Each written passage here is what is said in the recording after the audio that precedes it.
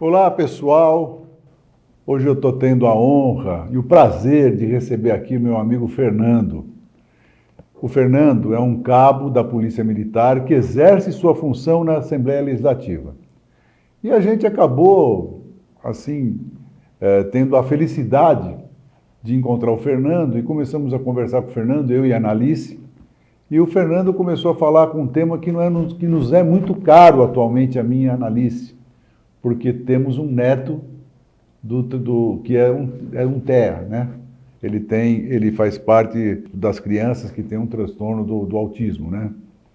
E aí, conversando com o Fernando, a gente foi percebendo como o Fernando sabia sobre o tema, como ele tinha estudado e se aprofundado sobre o tema do autismo. Aquilo nos chamou a atenção porque nós estávamos vivendo uma experiência nova na nossa vida. Uma coisa é você falar sobre um transtorno na teoria, como eu, até como médico, né? Já havia lido muitas coisas a respeito do transtorno do espectro autista, do TEA. Mas uma coisa é você ler, saber através dos livros ou de experiências que as pessoas nos contam, e a outra coisa é você ter o transtorno, uma criança cometida pelo transtorno do espectro autista dentro de casa, que é o caso do meu neto, não é? E aquilo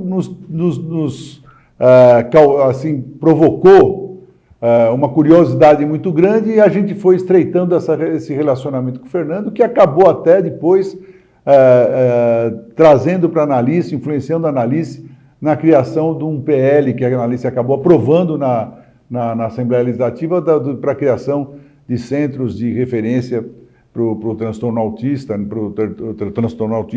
através do Estado, através do poder público.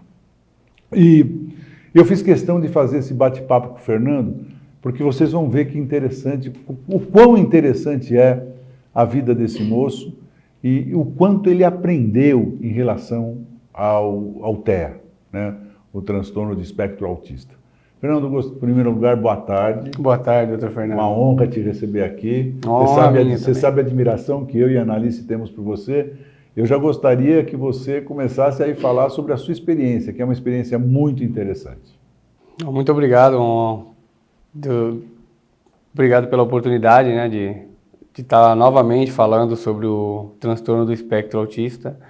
O transtorno do espectro autista entrou na nossa vida de uma vez só, né? A gente nunca está preparado para receber uma criança com essa peculiaridade comportamental. E em 2010, quando meu filho nasceu, a gente já, muito cedo, com 6 para 7 meses, ouvimos a primeira vez a palavra autismo. Eu e minha esposa não tínhamos informação, não conhecíamos, e para o senhor entender até uma pitadinha histórica, meu filho nasceu em 2010. Em 2012 que foi criada uma lei chamada Lei Berenice Piana, que é uma mãe que é uma militante da causa do autismo, tem um filho com autismo. Ela criou um projeto de lei, foi apresentado lá na Câmara dos Deputados em Brasília, e essa lei, ela instituiu as diretrizes e bases para que fossem dadas ferramentas para que as famílias das pessoas mães e pais de crianças com transtorno do espectro autista pudessem acessar benefícios, as políticas de isenções, os benefícios de prestação continuada e, principalmente, incluísse o autismo dentro do rol de deficiências. Porque até então, a pessoa com autismo não era considerada pessoa com deficiência. Então, você vê, meu filho nasceu antes dessa lei. Então, nós tínhamos muito pouca informação a respeito do que era autismo. E a nossa alternativa foi buscar informação, conhecimento. Só para a gente deixar isso muito claro para aqueles que nos estão assistindo, e a maior parte são pessoas leigas, até 2012, nenhuma criança que pertencesse ao transtorno do espectro autista tinha algum direito que outras crianças especiais já tinham naquela época. Exatamente, exatamente. Como elas não eram consideradas pessoas com deficiência, por mais que tivessem um padrão muito engessado, um comprometimento muito grande, elas poderiam acessar por ter outras comorbidades associadas. Então, ou é um autista com deficiência auditiva, acessava pela deficiência auditiva. Ou era um autista com algum outro tipo de comorbidade, ele acessava pela outra comorbidade, não pelo autismo em si. E essas comorbidades, Fernando, elas são muito frequentes no transtorno do espectro autista? Hoje estima-se que aproximadamente 30% dos autistas sejam acometidos de outras comorbidades associadas. E aí estejam no grau mais severo do autismo. Então, aproximadamente 30% dos casos de autismo. E o autismo, Fernando, ele tem classificações? Existem as classificações do autismo para que você possa mensurar os níveis de suporte. Então, o que acontece? Até voltando mais um pouquinho. Antigamente existiam algumas nomenclaturas para o autismo. Então, você tinha o autismo infantil, você tinha o Asperger, que era o grau de autismo mais ameno, onde essa pessoa com Asperger tinha grandes capacidades. A partir da última revisão do Manual de Doenças, foi retirado essa terminologia Asperger e o autismo, todos os casos, foram inseridos no transtorno do espectro autista. Foi colocada essa palavra espectro entre transtorno e autista para que pudesse acoplar e absorver todos os tipos de autismo, desde o grau 1 de suporte até o grau 3 de suporte. Essa palavra espectro deixa muito claro que existe uma modulação entre os dois extremos. Exatamente. E dentro dos próprios extremos, dentro do severo, você vai encontrar autistas verbais dentro do grau severo de suporte, ou do grau 3 de suporte, né, o grau mais severo. Você vai encontrar autistas verbais dentro desse grau de suporte, que conversam, conseguem verbalizar, mostrar o que querem, porém existem outras demandas que deixam ele dentro desse grau de suporte. E você vai encontrar autistas no grau 1 de suporte que demoram para desenvolver a fala, pode até ser que não desenvolvam a fala, mas que não tem tantas demandas no dia a dia, de alimentação, autocuidado, eles conseguem acessar a rua sozinhos. Então, assim, o grau de suporte dele é reduzido, porém, ele tem uma afetação por outras demandas do autismo, entende? Então, o que acontece? O grau 1 de suporte é aquela criança que tem, ele consegue verbalizar bem, participar de atividades, ter uma vida social dentro de um padrão de normalidade. Ele tem um grau de socialização melhor. Melhor. E, além disso, ele não tem demanda de suporte muito severas, o que seria. A alimentação, ele consegue comer sozinho, ele consegue tomar um banho sozinho, ele tem o autocuidado, ele consegue se virar ali para usar o banheiro, para ir e vir das terapias, dos atendimentos, ou até trabalhar. Ele não precisa ter alguém sempre próximo dele. O grau 2 de suporte é um intermediário entre o mais severo e o mais leve, né? O grau 1 e o 3. O grau 2 de suporte é aquele autista que ele consegue acessar algumas coisas na vida social, participar de atividades, mas ele tem alguns graus de suporte ainda para algumas demandas do dia a dia. E o grau 3 é aquele mais comprometido, onde a criança tem que ter atenção permanente, tanto para as atividades cotidianas, quanto para passear, para ir para o mundo externo, né? E o trabalho terapêutico, ele é justamente para que você desenvolva as capacidades que essa criança já tem, seja dentro de qualquer um dos graus. Então, desenvolva o que ele já tem de capacidades e faça com que ele evolua nas demandas que ele tem ali de dificuldade, né? Por isso que é importante que você crie ferramentas para que essas pessoas se desenvolvam. Interessante, só para a gente ilustrar um pouquinho a nossa conversa, essa questão do Asperger, né? E foi você que me contou essa história, inclusive. Sim. Essa denominação, o Asperger, vem de um cientista alemão. Isso, ele é um psiquiatra alemão. Um psiquiatra alemão que durante a guerra trabalhava com pessoas, né, que tinham um grau diferenciado para exercer determinadas funções, que eram hiperfocados e conseguiam resultados melhores. E aí o que ele aconteceu? Né? E eram judeus. O que ele aconteceu? Ele começou a separar essas pessoas para que essas pessoas ajudassem os alemães na guerra para fazer determinadas funções que eles eram mais capazes e tinham resultados melhores. E esse cientista chamava-se Asperger. Isso. E hoje foi retirado o nome dele justamente para não se fazer homenagem a um homem que na verdade, não estava fazendo um bem, né? Ele estava se aproveitando de uma determinada qualidade que essas pessoas tinham para obter os resultados que ele queria durante a guerra. Exato. E só para a gente dar que eu achei tão interessante essa história. Histórica, né? E é histórico, isso a gente precisa estar falando sobre isso, que eu acho interessante também. Ele fazia, na verdade, a seleção de autistas com grandes capacidades. Isso. E, em detrimento das demais, ele encaminhava para os campos de concentração. Isso. Então, as que tinham grandes capacidades, eles utilizavam e atribuem a eles algumas funções dentro do exército nazista, né? E os que não tinham, que tinham mais comprometimento, eles eram encaminhados para o centro de concentração. Isso, mas só no que você está tratando, aí tudo que você está nos narrando, dá para a gente perceber de saída que a terapêutica, né, para uma criança do transtorno do espectro autista, assim como outras deficiências, é uma terapêutica não muito fácil, muito complexa. Exatamente. Que requer um envolvimento, um envolvimento multidisciplinar. Exatamente. Vários profissionais de várias especialidades atuando junto a essa criança. Com certeza. O que torna o tratamento caro. Né? Exatamente. Assim muito. como o diagnóstico é caro. Eu vivi isso em relação ao meu neto. Sim. Né? Porque a gente, para usufruir do convênio, para que o convênio nos reembolse o gasto que a gente tem no tratamento dessas crianças, no caso o meu neto, a gente precisava ter um diagnóstico firmado. Exato. E a obtenção desse diagnóstico passa por essa criança passar por vários especialistas, vários laudos, que no final se torna um negócio muito caro, né? E que muitas crianças acabam não tendo, né, oficialmente o diagnóstico do TEA.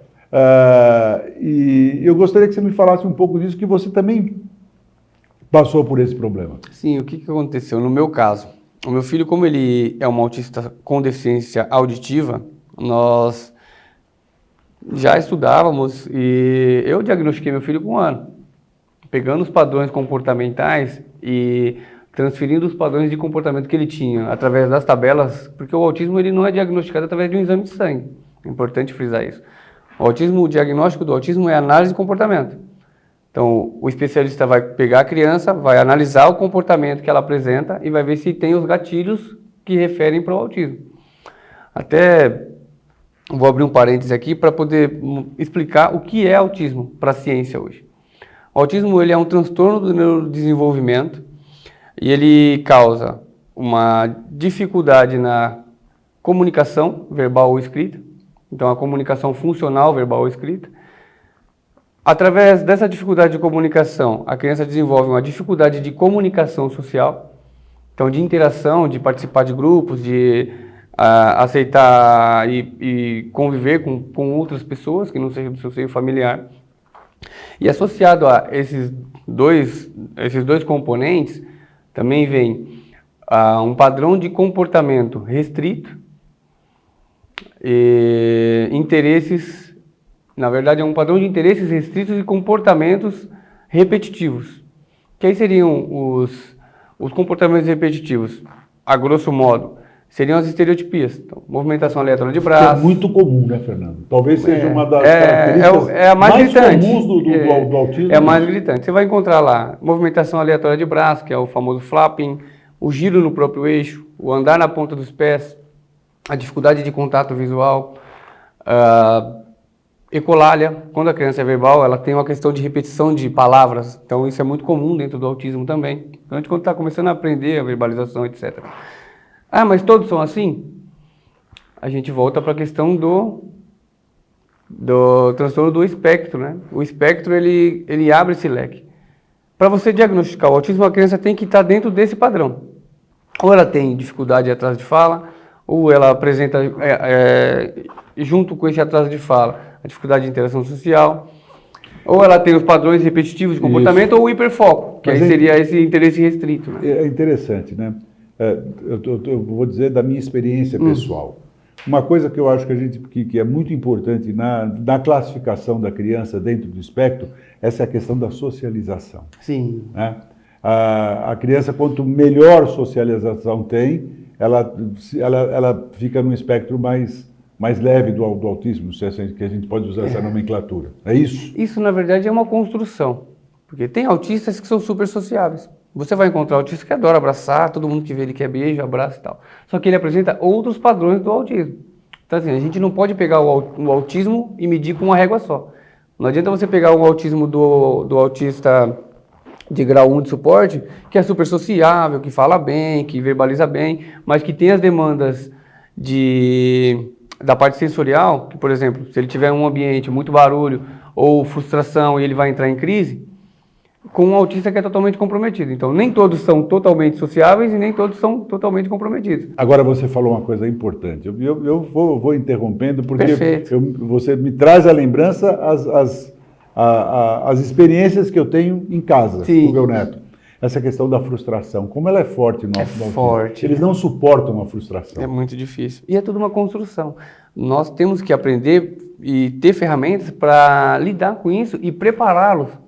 Porque qual que é a frustração normalmente para as crianças com autismo? Ele está fazendo uma atividade que ele gosta muito, porém deu tempo.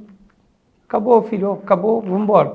Você tem que preparar isso. Então você tem que se antecipar. Você está fazendo uma atividade com ele ali, mas você sabe que daqui meia hora vocês vão ter que ir embora, ou que vai ter que mudar de atividade, ou que ele vai ter que tomar um banho, ou que vai ter que fazer alguma outra coisa, ou dormir. Então, filho, daqui 20 minutos a gente vai parar essa atividade porque está na hora de dormir, ou porque está na hora de tomar banho, ou a gente vai ter que ir embora. Então você prepara o ambiente.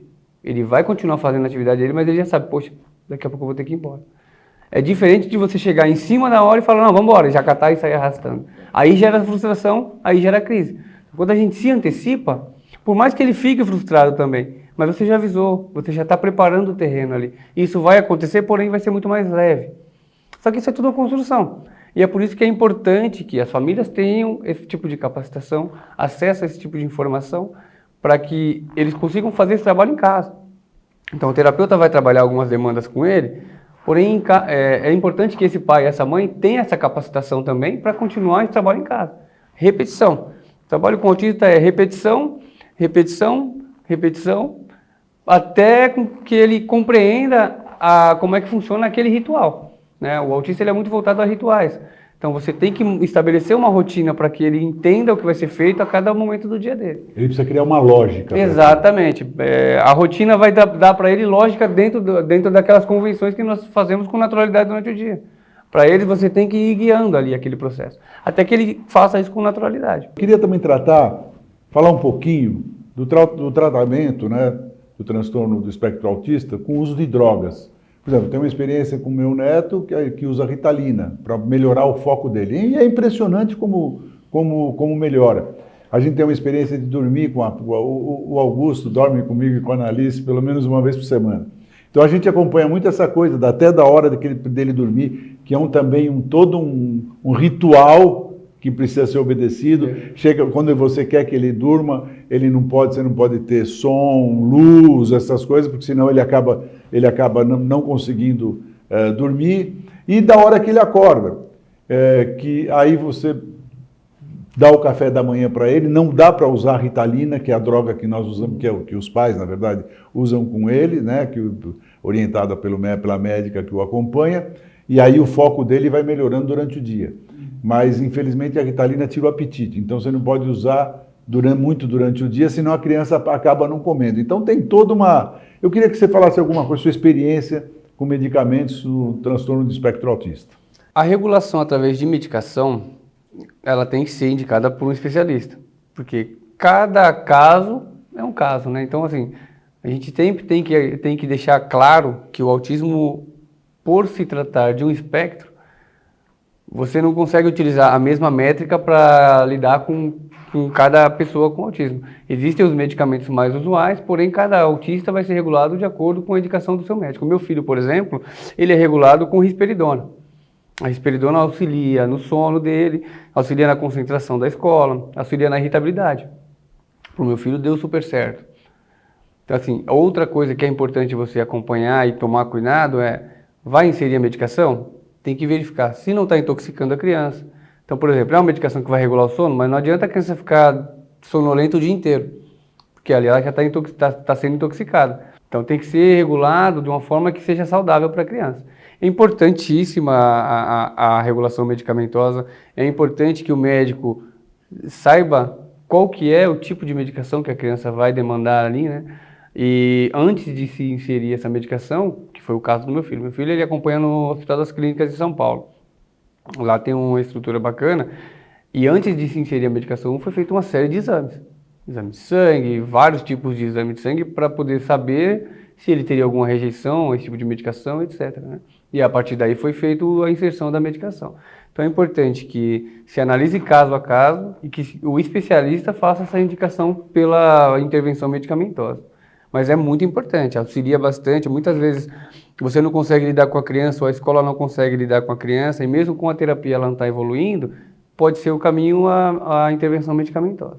Outra coisa que eu queria que você falasse aqui, que eu acho muito interessante, e é uma curiosidade muito grande das pessoas em relação a uma família que tem no seu seio uma criança com transtorno do espectro autista, qual é a principal dificuldade que você tem dentro de casa, no ambiente familiar, com a criança autista? São as demandas que uma criança autista nos traz, né? Se você tem uma estrutura bacana familiar, já é difícil, já é complicado. Quando você tem essa estrutura familiar muito fragmentada, que é o que acontece, infelizmente, com várias famílias, a evasão paterna é gigantesca. Então, muitas vezes, o autismo entra por uma porta e o pai vai embora pela outra. Fica aquela mãe com aquela criança com várias demandas e muitas vezes ela tem que abdicar do mercado de trabalho para poder focar a atenção totalmente para a criança. Muitas vezes consegue acessar os benefícios de prestação continuada e outras não, acaba vivendo de ajuda de vizinhos, isso quando tem. Ou da família, quando tem também uma rede de apoio, né? No meu caso, especificamente, a nossa maior dificuldade é o quê? Foi o quê, né? E hoje ainda é. Foi a aprender a lidar com ele, a entendê-lo, a fazer as leituras corretas nos momentos corretos para evitar as crises. E isso é todo um processo, é uma construção, né? Ao meu ver, o principal desafio da família autista é o acesso à informação, que por mais que tenha muito diluído na internet, a grosso modo, falta nas grandes mídias, falta falar sobre autismo, né? Falta mais informação por parte do governo, um trabalho de divulgação do que é autismo, como tratar, como diagnosticar. Quando você começar a identificar algum padrão de comportamento do seu filho que você não souber do que se trata, aonde você precisa ir, qual o profissional que vai te atender ali para que você tenha esse tipo de instrução, para que o diagnóstico seja feito cedo, para que a intervenção comece o mais cedo possível. Então, assim, hoje a maior dificuldade da família autista é isso, é acessar as políticas públicas, por mais que tenha recurso, os planos de saúde aceitarem que a criança com transtorno do espectro autista demanda uma estrutura de tratamento multidisciplinar e que esse tratamento multidisciplinar tem que ser feito caso a caso. Que não adianta você pegar um grupo de autistas, colocar numa sala e pôr um terapeuta. Não vai funcionar o tratamento. O tratamento para o autista ele é individualizado. Então, assim, a nossa maior dificuldade como família é o acesso aos tratamentos. E isso é via de regra. Tanto para quem tem recurso, quanto para quem não tem. O senhor mesmo citou o seu caso, que teve uma dificuldade inicial com o plano de saúde para poder iniciar o processo de tratamento do seu neto. Eu também tive essa demanda. E outras famílias também as têm, né? E outra coisa que é muito importante, isso é um recado até para as famílias de pessoas com autismo. Por exemplo, você tem lá a sua irmã e ela tem um filho com autismo. Poxa, liga para ela, vê como é que ela está. Vê se ela não precisa de alguma coisa, se ela precisa dar uma respirada. Às vezes ela precisa só de uma horinha ali para ela dar uma respirada, ver um filme. Fica com essa criança. Ajuda. Dá esse suporte. A rede de apoio ela é fundamental, até para a manutenção do casamento. É mais ou menos isso que eu e a Analice fazemos em relação ao nosso neto. É dar um respiro para o nosso filho, para ele poder ter uma noite, ele e a mulher dele, para eles poderem sair, jantar fora, né? Ter uma noite romântica, que é difícil. Claro, né? É difícil para eles. Exato, e assim, muitas vezes as pessoas não entendem, né? Existem locais que a pessoa com autismo ela não vai se sentir bem. Então, às vezes, a família da pessoa com autismo sofre esse tipo de julgamento. Pô, mas você foi para um evento tal e você levou o seu filho que é neurotípico e não levou o seu filho autista? Por que você não levou ele? Você tem vergonha? Não cabe para ele ali. Ele não vai se sentir bem, não é um ambiente que ele vá aproveitar ali. Então, assim, às vezes a gente acaba evitando certos tipos de exposição para preservar a criança. Porque não é o ambiente ali que vai ser favorável para ela. E via de regra são crianças hiperativas. Sim, né? sim. A hiperatividade E nem pela questão da hiperatividade. O autista ele é muito sensorial. Então se você levar ele para um local que tem muito barulho... Já não dá. Ele vai ser insuportável para ele. um local que tem uma grande aglomeração de pessoas, ele tem muitos autistas. A gente tem que sempre apontar isso, né? Porque senão as pessoas pensam que é uma regra, e não é. Muitos autistas... Não é uma regra, mas é quase que presente em todos. Eu vejo. É que assim, a gente tem que abrir esse parênteses, porque a gente tem que respeitar as exceções. Porque você vai encontrar autistas que são super sociáveis. Entende? Então, quando a gente fala colocando como se fosse uma regra, meio que a gente está excluindo uma parcela. Então, a gente sempre tem que deixar em aberto para que as pessoas entendam que existe essa variedade. E é muito difícil para eles. A questão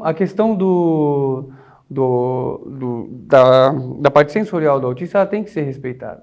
Então, se você sabe que seu filho autista tem dificuldade com barulho, tem dificuldade com aglomeração, o que vai adiantar você pegar e levar ele num casamento? Você não vai conseguir participar do evento, ele também não vai participar, entende? Então, assim, muitas vezes a gente só está preservando. E a questão que o senhor falou aí é fantástico, fantástico. Se toda a família tivesse a rede de apoio que hoje o seu filho tem, que hoje eu tenho também, eu e minha esposa, nós viajamos e nas nossas épocas de comemoração, de casamento, etc. E nós temos a nossa rede de apoio. E, aliás, você tem um filho neurotípico maravilhoso. O Matheus, que é uma peça fundamental. Matheus é peça fundamental nos processos de desenvolvimento do irmão. O Matheus, ele consegue ler bem o irmão, ele entende os momentos que o irmão está em crise, ele sabe captar ali, às vezes, quando eu e a minha esposa já estamos saturados, ele pinça o irmão em crise, agressivo, daqui 2, 3 minutos está os dois rindo, enrolando pela casa, rindo, e ele volta com uma serenidade fantástica. Então, assim, o Matheus é peça fundamental. Até, já que o senhor deu o gancho, muito importante, as crianças que são irmãs de crianças com deficiência, elas têm que ser enxergadas também. Infelizmente e involuntariamente, a criança com deficiência demanda mais cuidado, mais atenção. Então, alimentação, etc., você tem que estar próximo dele ali. E a criança que é neurotípica, que não tem essa demanda, acaba ficando meio que negligenciada. Então, nós temos que ter esse start para que as duas sejam assistidas da mesma proporção. Então, o que nós fazemos na minha casa, por exemplo? Existem alguns eventos que eu levo o Matheus só. Eu e o Matheus vamos sair juntos. A gente passeia, a gente se diverte, etc, etc. Tem outros eventos que vai eu, o Matheus e a minha esposa. E o Murilo fica com a minha sogra, porque é um evento que para ele não vai ser interessante. E tem eventos que vamos todos juntos. Então, assim, a gente tem que saber mesclar isso, dividir isso. Por quê? Porque a criança que não tem deficiência não tem culpa de não ter. A criança que tem também não tem culpa de ter. Mas, infelizmente, a demanda acaba sendo para a criança que tem a deficiência, pelo suporte que ela necessita. Então, assim, é muito importante pais, mães, avós, deem a mesma atenção para a criança neurotípica que vocês dão para a neuroatípica. Né? Neuroatípica até é a criança que tem algum tipo de comorbidade. Neurotípicas são as crianças que não têm nenhum tipo de comorbidade, que têm uma vida social e nenhum tipo de patologia, digamos, né? Só para ficar mais claro aí do que é neurotípico e o que é neuroatípico. Mas você, nas suas palavras, nos deixa uma mensagem muito clara, que a melhor maneira de vencer as dificuldades dentro da família, que tem uma criança com qualquer tipo de transtorno, seja o TEA, seja qualquer outro tipo de transtorno, é você se aprofundar no tema. Exatamente. É você conhecer o tema. É conhecer todas as possibilidades, tudo aquilo que pode acontecer, né? E procurar caminhos, né? Como enfrentar. Eu acho que você deixa muito claro isso para mim, quando você mostra todo o seu conhecimento sobre o transtorno do espectro autista, por ter um filho autista, como você sabe trabalhar com isso. Então, fica aqui, né, uma mensagem para todas as famílias que têm alguma criança com algum transtorno, procurar assim, entender o que é e se aprofundar no tema, porque vai saber conviver e trabalhar melhor e achar soluções melhores para o problema. E você vira ferramenta de desenvolvimento, né? Você vira um terapeuta praticamente, não querendo substituir o lugar de ninguém, mas você começa a absorver ferramentas que você ajuda o seu filho a desenvolver em casa. Por exemplo, hoje eu trabalho com meu filho em atividade doméstica. O Murilo hoje ele guarda uma louça, ele ajuda a pegar o lixo, do jeito dele, mas você consegue utilizar atividades do seu dia a dia como terapia. Você consegue dando os caminhos e mostrando para ele e fazendo ele interagir no processo, e ele se diverte e se desenvolve dessa forma. Então, quanto mais informação você tiver e buscar, mais ferramentas você vai ter para ajudar seu filho, e mais ferramentas também você vai ter para ajudar outras pessoas. Porque eu falo pessoalmente, Quanto mais pessoas souberem o que é o autismo, quanto mais pessoas souberem entender o que é uma crise, o que é uma estereotipia, um movimento aleatório que a criança faz, e reconhecer aquilo como autismo, para mim é melhor. Eu vou sofrer menos olhares de julgamento, eu vou sofrer menos preconceito para o meu filho, porque as pessoas vão entender, pô, ele é autista, ele está fazendo isso, aquilo, porque é a questão da síndrome dele. Então as pessoas vão começar a respeitar mais. Eu procuro emanar informação para que as pessoas entendam e saibam o que é, e o meu filho tenha uma vida um pouco mais leve, né?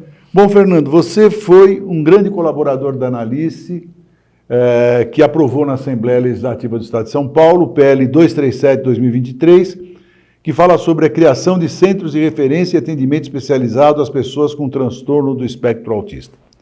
Para mim fica muito claro também que a importância que tem do poder político. Que o poder político, seja no legislativo ou seja no executivo, precisa entrar mais para dentro dessa questão aqui que nós estamos tratando do transtorno do espectro autista, né? E eu queria que você me falasse um pouco desse PL, porque você participou de toda a construção desse PL, e você falasse um pouquinho desse PL. Então, o PL, ele... Aliás, PL, só para quem... Nós estamos falando com pessoas... PL é um projeto de lei que foi aprovado na Assembleia Legislativa. Esse projeto de lei 237 de 2023, ele foi uma construção muito bacana, e quando eu conversei com a deputada e expliquei para ela da importância, e ela também falou que já estava estudando alguma coisa a respeito, então a gente juntou forças, sentamos, colocamos lá o que seria importante, o que as famílias esperariam de um centro de referência, né? Quais seriam as demandas que as famílias têm e que um centro como esse poderia proporcionar para elas. Então, o centro de referência com o tratamento multidisciplinar, que foi coisas que nós abordamos aqui com bastante ênfase, a importância desse tratamento multidisciplinar, um local onde essas famílias e essas mães e pais pudessem ser capacitados para continuar o procedimento terapêutico em casa, um local onde a criança vai ter o diagnóstico e já vai ser inserida na terapia logo na sequência. Então, todo esse processo... Com toda uma equipe multidisciplinar. Exatamente. Esse processo ele vai ser feito todo dentro desse centro.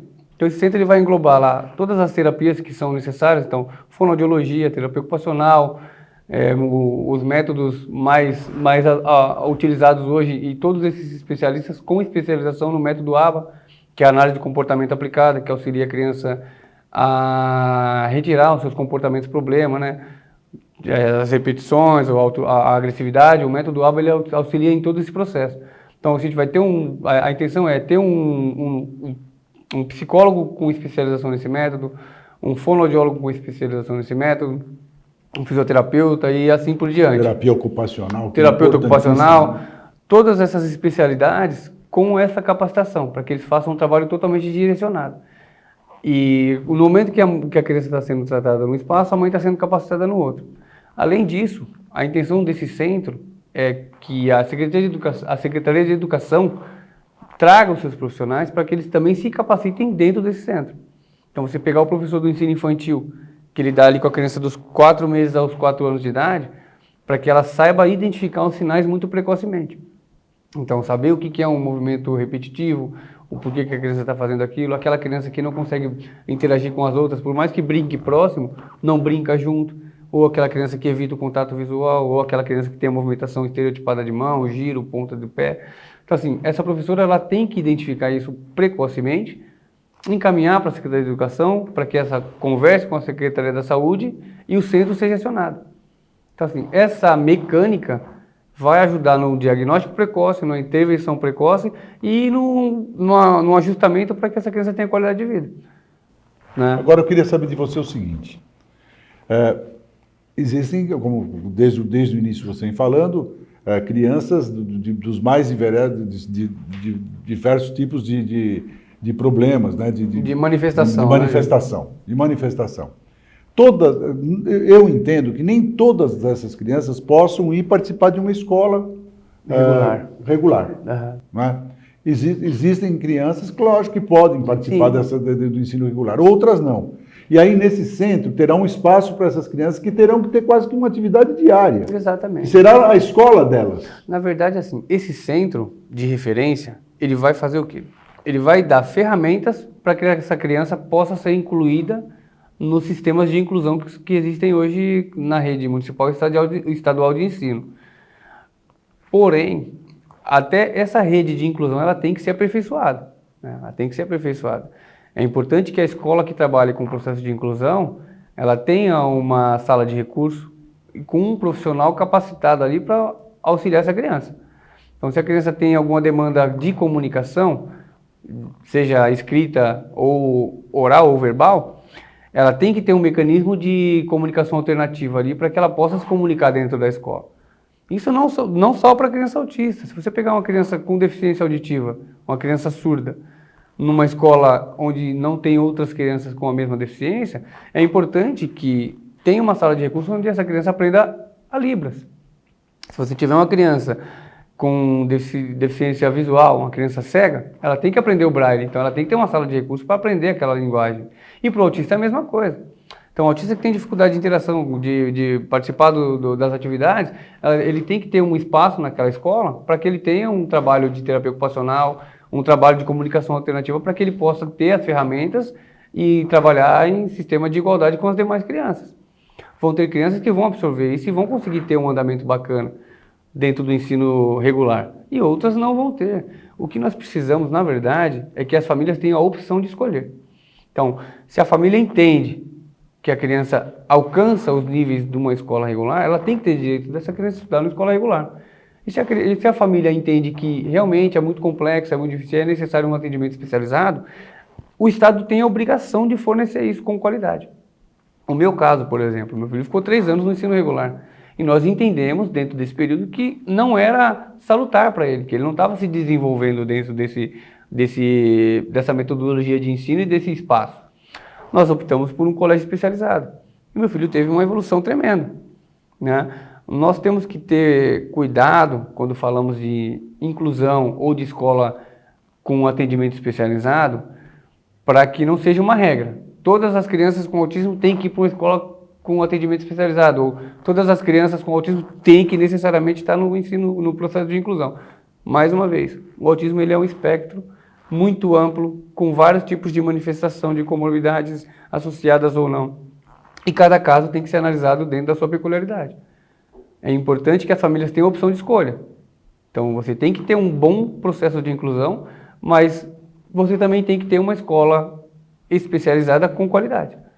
Esse é o meu ponto de vista e acredito que seja o de muitas famílias que eu converso, né? E dá para a gente perceber que não é fácil, né? Não é fácil. A gente introduzir tudo isso dentro do ensino não é uma missão. Não é fácil, é muito complexo. E isso nos remete a um outro raciocínio, né? Que eu sou favorável a qualquer manifestação, a todas as manifestações que houverem, defendendo, né, qualquer tipo de transtorno, e elas são importantes, e sempre é uma voz falando, mas a gente precisa ter claro na cabeça que não é uma coisa também rasa, né? Não é uma questão de fazer marcha, não é. Fazer, você sempre fala isso, não é qualquer coisa. Nós temos que encarar com mais responsabilidade. Exatamente. Né? Na verdade, assim, nós temos que trazer a sociedade para dentro do debate, porque só quem vive sabe o que precisa. Com certeza. Não adianta você criar mecanismos sem ouvir quem realmente vai acessar esses mecanismos e utilizá-los. E olha, eu sou exemplo, eu e a Analice somos exemplos disso. Né? E isso, me acendeu uma luz na minha vida muito grande, na minha e na da Analice muito grande. Porque uma coisa é você falar sobre, ficar sabendo sobre, estudar sobre, outra coisa é você viver aquilo. E foi uma experiência, assim, muito rica na nossa vida. Porque nós começamos a ver o transtorno autista, do espectro autista, com outros olhos e com outros, com outro sentimento, com outras sensações. As sensações de quem vive o problema. Que não é uma coisa, é fácil falar e ter logo, não é? Agora, você viver aquilo é uma outra situação. Exatamente. E eu acho que eu tenho na minha convicção, né, que se a gente conseguir voltar aí a dirigir essa cidade, eu vou fazer um centro de referência para crianças não só do transtorno autista, né, do espectro autista, mas crianças com vários transtornos que também merecem esse atendimento, né? E, aliás, provoquei você outro dia, falei, Fernando, entra para a política. Vá ser um vereador, porque sabe o que acontece? A gente precisa ter gente que realmente conhece o problema e que realmente está interessado em resolver o problema participando da política. Porque senão essas coisas não avançam. Ficam só em conversa, ficam só em programas de governo que acabam não se viabilizando, que acabam não acontecendo. Né? Eu tive essa experiência na minha vida. Hoje eu sou um réu, confesso. Eu acho que hoje eu tenho uma visão, um sentimento muito mais aguçado em relação a esse tema, né? Que realmente eu não tinha antes de viver isso dentro da minha própria vida. Você é uma pessoa que tem uma experiência riquíssima em relação às crianças, né? Ao transtorno do espectro autista, que não é só de criança, porque o autista vai ser autista até morrer. Exatamente. Né? Não acaba aos 18 anos. Outro dia ouvimos algumas bobagens, não, que alguém falou, mas isso aí passa. Não passa. Né? O transtorno, a criança que nasce autista vai morrer autista. Exatamente, né? O autismo então, não tem cura, né? Não tem cura, e você precisa saber trabalhar com isso ao longo de toda a vida dessa pessoa. Verdade, e hoje é uma criança, amanhã vai ser um adolescente, e depois da manhã vai ser um adulto. Exatamente. Esse trabalho precoce, de intervenção e diagnóstico precoce, na verdade, eles são ferramentas para que essa pessoa tenha qualidade de vida no futuro. Né? O autismo ele não acaba aos 18, não acaba aos 30, ele acaba quando a pessoa vai fazer a sua partida. E você toca agora num tema que é muito importante, que nós não falamos aqui durante a nossa conversa. Diagnóstico precoce. Sim, é fantástico. O diagnóstico precoce é um diferencial gigantesco na vida dessa criança. Com certeza. Quanto mais cedo o diagnóstico for feito, melhor, com certeza, será o desenvolvimento dessa criança. Exatamente, porque assim, quanto mais cedo você diagnostica, mais cedo você começa a trabalhar essa criança para que ela adquira, desenvolva essas capacidades. Né? E outra dificuldade, Fernando, que eu encontrei dentro até da nossa própria história, é você convencer os pais que a criança tem um transtorno. Porque é uma dificuldade grande. O diagnóstico ele é muito doloroso. O nosso processo de diagnóstico, ele foi doloroso também, né? Meu, da minha esposa. Porque a gente recebe ali uma folha com alguns escritos e uma orientação, na época, muito vaga. Seu filho é autista, o CID está aqui, e é isso. E boa sorte, praticamente foi isso que nós recebemos. Então, assim, é um diagnóstico que é para a vida toda. Você não sabe como lidar, você não conhece o diagnóstico, você não buscar informação, você vai ficar ali à deriva, né? Então, mais uma vez, por isso que é importante que nós tenhamos mais ferramentas de divulgação, de informação, de disseminação de conteúdo, para que as pessoas saibam o que é e que o autismo não é o fim, né? Ele é o início de uma longa caminhada. E se você andar junto do seu filho, ele vai se desenvolver, ele vai te trazer muitas alegrias com o seu desenvolvimento. Vão ter alguns momentos complexos, claro que vão, como um filho típico também vai te dar. Uma criança que não tem nenhum tipo de comorbidade vai trazer preocupação, frustração, etc. E o autista é a mesma coisa. Só que o autista ele demanda um pouco mais de atenção e de terapias específicas para que ele se desenvolva.